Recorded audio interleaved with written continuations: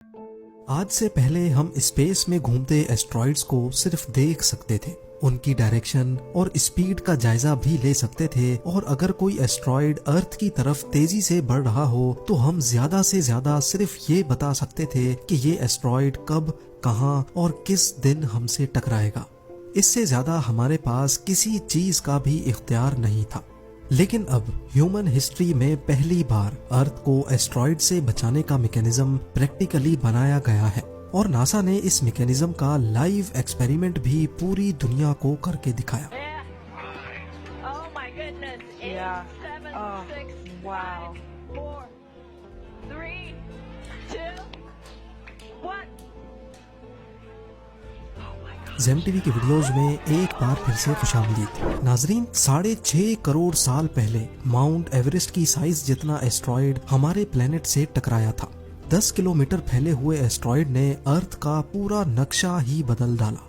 ये तबाही इतनी हौलनाक थी कि इसने पूरे प्लेनेट से डायनासोर्स का खात्मा कर दिया। लेकिन आज इंसानों के पास ऐसी टेक्नोलॉजी मौजूद है जिससे अर्थ की तरफ बढ़ने वाले एस्ट्रॉइड्स का पहले से अंदाजा लगाया जा सकता है। ये टेक्नोलॉजी वक्त के साथ साथ एडवांस होती जा रही है और हम ज्यादा से ज्यादा दूर एस्ट्रॉइड्स को भी देख सकते हैं। नासा के पास फ्यूचर में अर्थ के करीब से गुजरने वाले 26,115 एस्ट्रॉइड्स की लिस्ट मौजूद है। इनमें से 16,420 ऐसे एस्ट्रॉइड्स हैं जिनका साइज 100 मीटर से भी छोटा है।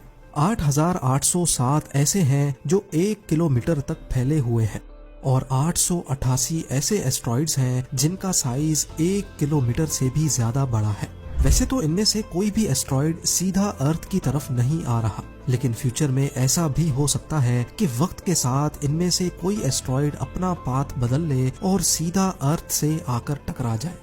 सिर्फ 1 किलोमीटर फैला हुआ एस्ट्रॉइड अगर अर्थ से टकरा जाए तो वो इतनी एनर्जी प्रोड्यूस करेगा जितनी 1000 न्यूक्लियर बॉम्ब से पैदा हो सकती है। इसके नतीजे में होने वाली तबाही का अंदाजा लगाना अब शायद आपके लिए इतना मुश्किल ना हो। हमारे प्लेनेट पर दूसरे जरियों से आने वाली तबाही से तो शायद निपटा जा सके, लेकिन एस्ट्रॉइड से बचना नामुमकिन माना जाता है। लेकिन अब नासा ने एक ऐसा एक्सपेरिमेंट करके दिखाया है जिससे हम एस्ट्रॉइड्स का मुकाबला भी कर सकते हैं। जी हाँ, ये एक तरह का प्लेनेटरी डिफेंस सिस्टम है जिसको काइनेटिक इम्पैक्टर टेक्निक कहा जाता है। इस टेक्निक की मदद से अर्थ की तरफ आने वाले एस्ट्रॉइड का रास्ता बदला जा सकता है। लेकिन सवाल है कि आखिर कैसे? असल में अर्थ के बाहर आउटर स्पेस में ग्रेविटी और एटमॉस्फेरिक प्रेशर ना होने की वजह से ऑब्जेक्ट्स को किसी किस्म की भी रुकावट का सामना नहीं करना पड़ता। जो चीज जिस पोजीशन में है वो वैसे ही रहती है। अगर कोई ऑब्जेक्ट 10 किलोमीटर पर आवर की स्पीड से स्पेस में ट्रेवल कर रहा है तो वो हमेशा इसी स्पीड से चलता रहेगा जब तक उसके रास्ते में कोई चीज ना आ जाए। और ये सब सिर्फ इसलिए मुमकिन है क्योंकि स्पेस में वैक्यूम में फ्रिक्शन पैदा नहीं हो सकती। एस्ट्रॉइड्स जो लाखों साल पहले किसी कोलिजन की वजह से बने थे, वो तब से लेकर स्पेस में तेज रफ्तार से चल रहे हैं। अगर वो अर्थ के करीब आ गए तो उनको अर्थ की ग्रेविटी अपनी तरफ अट्रैक्ट करेगी और वो अपना पाथ चेंज कर लेंगे। अगर ये अर्थ के ज्यादा करीब होंगे तो एस्ट्रॉइड हमारे प्लेनेट से कोलाइड भी कर सकता है। इस चीज से बचने के लिए नासा साइंटिस्ट ने एक आइडिया पेश किया कि क्यों ना अर्थ के एटमॉस्फेयर में दाखिल होने से पहले ही इन एस्ट्रॉइड्स का किसी स्पेस प्रोब से एक खास एंगल में कोलिजन करवाया जाए। ये कोलिजन सिर्फ इतना बड़ा हो कि वो एस्ट्रॉइड के पाथ को हमारे प्लेनेट के रास्ते से हटा दे। प्लान के मुताबिक इस किस्म के कई स्पेस प्रोब्स अर्थ के गिर्द ऑर्बिट कर रहे होंगे। जैसे ही नासा को कोई बड़ा एस्ट्रॉइड अर्थ के डायरेक्शन में बढ़ता दिखेगा तो इन स्पेस प्रोब्स को उस एस्ट्रॉइड की डायरेक्शन में एक खास एंगल पर जाकर हिट कराया जाएगा। इस थ्योरी को प्रूव करने के लिए और ये देखने के लिए कि क्या वाकई ऐसा हो भी सकता है कि नहीं, नासा ने एक एक्सपेरिमेंट करने का फैसला किया। इस मिशन को नासा ने डार्ट यानी डबल एस्ट्रॉइड रीडायरेक्शन टेस्ट का नाम दिया। 23 नवंबर 2021 को $325 मिलियन की लागत से बनाया गया dart spacecraft space x falcon 9 rocket के जरिए वेंडनबर्ग स्पेस फोर्स बेस से लॉन्च किया गया। दूसरे स्पेस प्रोब्स की तरह डार्ट में भी थ्रस्टर्स, कैमरा सिस्टम और रेडियो लिंक मौजूद था, जिससे वो लाइव इमेज फीड नासा को भेज सकता है। कुछ घंटों के बाद अब ये अर्थ के ऑर्बिट में आ चुका था। नासा को अब एक सूटेबल एस्ट्रॉइड की जरूरत थी जिससे वो डार्ट को कोलाइड करा सके।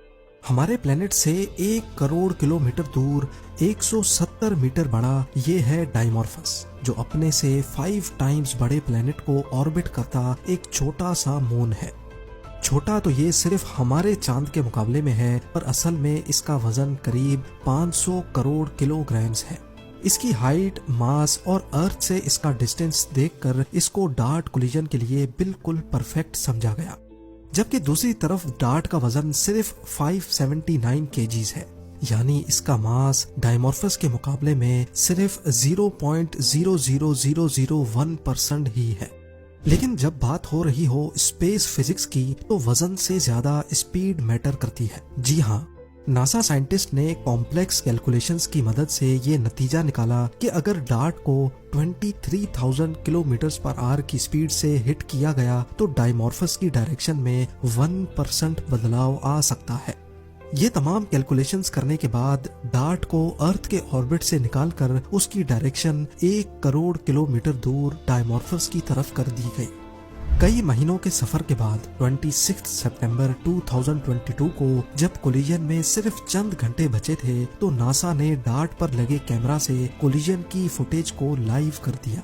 फुटेज में देखा जा सकता है कि 23,000 किलोमीटर फी घंटा की रफ्तार से बढ़ता हुआ डार्ट पहले उस छोटे प्लेनेट को क्रॉस करता है जिसके गिर्द डाइमॉर्फस ऑर्बिट कर रहा है। उसके बाद वो सीधा बढ़ता हुआ 2 फुटबॉल फील्ड्स जितने बड़े एस्ट्रॉइड में जा लगता है।